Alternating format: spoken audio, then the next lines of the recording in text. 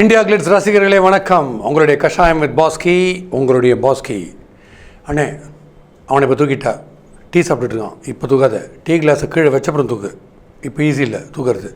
இப்படி நீங்கள் நிறைய படங்கள் பார்த்துருப்பீங்க. இப்போ அந்த மாதிரியான ஒரு காப் ஸ்டோரி பற்றி சொல்ல போகிறவங்களுக்கு படத்துடைய பேர் பாயரிங்களை தெரிஞ்சுக்கிறதுக்கு பாயும் புலி. பாயும் புலியுடைய சப்ஜெக்ட் விஷால் அப்படின்னா உங்களுக்கு கண்டிப்பாக தெரியும். கையில் துப்பாக்கி இருக்கும், காக்கி ட்ரெஸ்.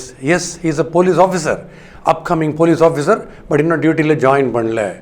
டியூட்டியில் ஜாயின் பண்ணுறதுக்கு முன்னாடி தாதாங்களுடைய நெட்வொர்க்கை ஒரு சின்ன ஸ்டடி, அதுக்கு ஒரு ஸ்ட்ராட்டஜி, எப்படி தாதா கும்பலை தீர்த்து கட்டலாம்.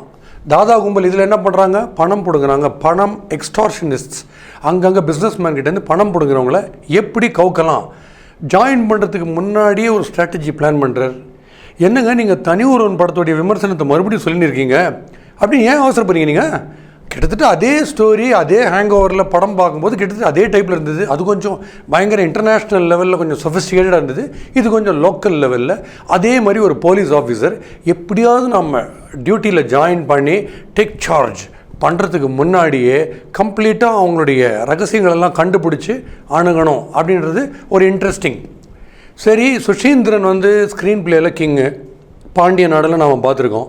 அந்த ஒரு டிம் லைட்டிங்கில் அந்த தெருவில் டக்குன்னு ஒரு டாப் ஆங்கிளில் போயிட்டு ஒரு 10 கழுத்து அருந்து விழும். அதில் எக்ஸ்பர்ட் அவர். அதே சமயத்தில் சென்டிமெண்ட்லேயும் கிங்காக காமிப்பார் சுஷீந்திரன். ஸோ அந்த பாண்டிய நாடுடைய ஸ்ட்ராட்டஜிலேயே டைப்பில் அந்த ஃபேமிலி செட்டப் அதெல்லாம் பார்க்கும்போது பாண்டிய நாடு டைப்பே தான். பட் இதில் என்னென்ன புதுமைகள் பண்ணியிருக்காரு சுஷீந்திரன் பார்க்கும்போது, ஃப்ரெண்ட்ஸ் ஆஃப் போலீஸ் சொசைட்டியில் பார்த்துருப்பீங்க. போலீஸுக்கு ஃப்ரெண்ட்லியாக இருக்கிற குரூப். பட் இதில் கொஞ்சம் டிஃப்ரெண்ட். ஃப்ரெண்ட்ஸ் ஆஃப் தாதா, FOD, ஃப்ரெண்ட் ஆஃப் தாதா. பட் அந்த தாதாவுக்கு யார் ஃப்ரெண்டு? போலீஸ் தான்.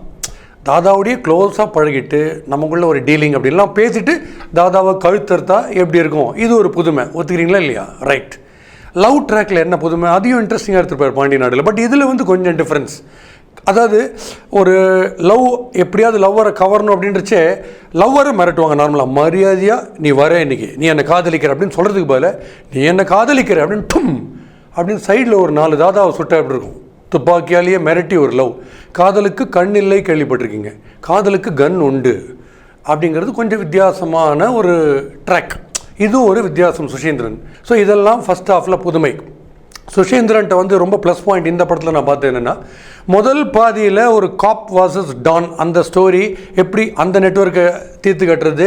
அதே சமயத்தில் தாதாங்க போலீஸ் எப்படி அவுட் ஸ்மார்ட் பண்ணுறாங்க. இந்த ஆங்கிளில் சாதாரணமாக என்கவுண்டர்லேயே போயிட்டுருக்கு. என்ன ஒன்று, அண்டர் கவர் காப் ஆகிறதுக்கு பதில் இதில் விஷால் அண்டர் எக்ஸ்ட்ரா கவர் காப், கொஞ்சம் அதிகமாக ஒரு ஹைப் இருக்கிற ஒரு காப் அப்படின்னு நீங்கள் வச்சுக்கலாம்.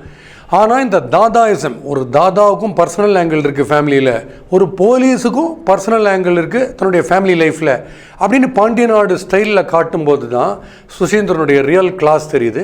பட் என்ன, அன்ஃபார்ச்சுனேட்லி அது மொத்தமுமே செகண்ட் ஹாஃபில் தான் வருது. பட் இப்போ நான் சில படங்களுடைய பேரை சொல்லுவேன். அந்த பேரை சொன்னதுமே இருங்க அவசரப்படாதீங்க. தங்கப்பதக்கம், இந்தியன், சேதுபதி IPS, இந்த 3 படத்தை சொல்லிவிட்டு விட்டுறேன். இதுக்கு மேலே நான் கம்பேரிசனில் போனால், ஐயோ நீங்கள் கதையை சொல்லிட்டீங்க சார் அப்படின்னு நீங்கள் சொல்லுவீங்க. பட் இந்த 3 படத்தை மைண்டில் வச்சுன்னு இந்த படத்தை நீங்கள் பார்க்கும்போது அன்றைக்கி சொன்னார்ப்பா அந்த பாயிண்ட்டு அப்படின்னு நீங்கள் ஒத்துப்பீங்க. ஹீரோயின் காஜல் அகர்வால். காஜல் அகர்வால் இதில் நார்மலாகவே இப்போ இந்த ஹீரோயின்னா அவங்க ஒரு பெட் லவர், கையில் ஒரு முயலோ ஒரு ஆமையோ அதை வச்சுப்பாங்க.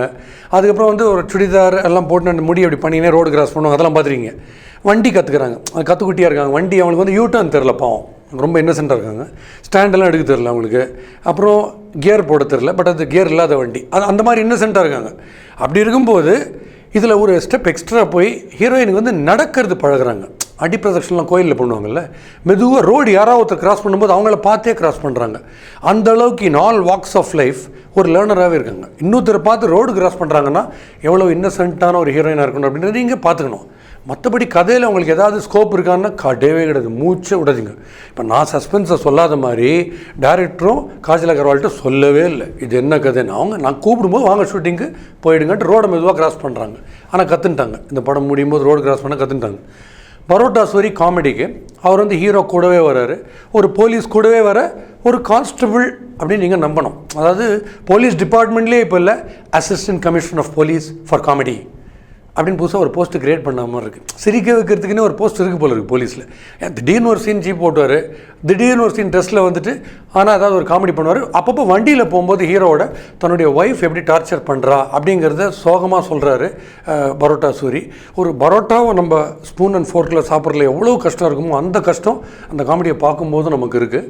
இமான் பொறுத்த வரைக்கும் மியூசிக்கில் அவர் கண்டிப்பாக கேரண்டீடாக ஒரு ஜெனுவின் டியூனை கொடுப்பார். நான் என்றைக்குமே சொல்லியிருக்கேன். அதில் ஒரு டியூன் கொடுத்துருக்காரு, சிலுக்கு மரமேன்ற டியூன் கண்டிப்பாக ஹம்மபிள், ரொம்ப ஈஸியாக கிராஸ்ப் வந்துடும். நமக்கு அந்த பாட்டை ஹம் பண்ண தோணும். அப்போ கமான் அப்படின்னு இமானை பார்த்து சொல்கிறோம்.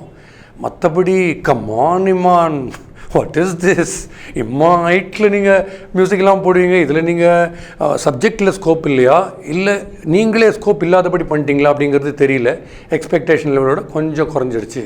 பட் அவுட்ஸ்டாண்டிங் பர்ஃபார்மன்ஸ்ன்னு பார்க்கும்போது சமுத்திரக்கனி ஆஸ் அ டேரக்டர் அவருக்கு எல்லா நியூஆன்சஸும் தெரிஞ்சிருக்கிறதுனால எப்படி அண்டர் ப்ளே பண்ணுறது, அதில் ரொம்ப சாதாரணமாக ஒரு வாக்கில் ஒரு டாக்கில் அந்த ரோல் எப்படி பண்ணிட்டு போகிறதுன்றது சமுத்திரக்கனியை பார்த்து தான் கற்றுக்கணும். இமோஷனல் ஆகிற சீன்ஸ்லையும் சரி அவர் டிஸ்டிங்ஷன் வாங்கி போயினே இருக்கார். Very well done mister Samuthirakani. But family drama சென்டிமெண்ட்டுன்னு படம் ட்ரான்ஸ்ஃபார்ம் ஆகும்போது அந்த இடத்துல ரொம்ப பிரமாதமாக இருக்குது கதை. ஸோ உண்மையிலேயே இது பாயும் புலிதானா அப்படின்லாம் யோசித்தா இது கொஞ்சம் சாயும் புலி இல்லை பாயும் பூனை. அப்புறம் அடுத்த விமர்சனம் தான். அடுத்த படம் பார்த்த உடனே கண்டிப்பாக சொல்வேன். உங்களுடைய ஃபேவரட் கஷாயம் வித் பாஸ்கியில்.